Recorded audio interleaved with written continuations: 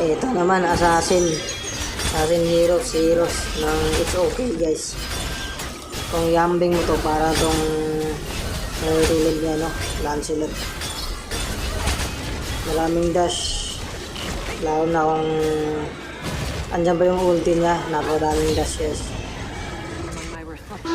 Yung ulti niya, may circle siyang ilalapag. Tapos dun, may kasama kayo siyang clone. Yung clone na yun, yung bumupunta yung ulti niya. Pag binibindot niya, doon siya nagdash sa clone. Only dash to gas siya pag may pa siya. Ganda. Pag may ulti pa siya, only dash. Talaga mag-dash ka talaga. Pag lumabas yung clone niya, only dash talaga. Basta may ulti pa. You need to fight your boundaries.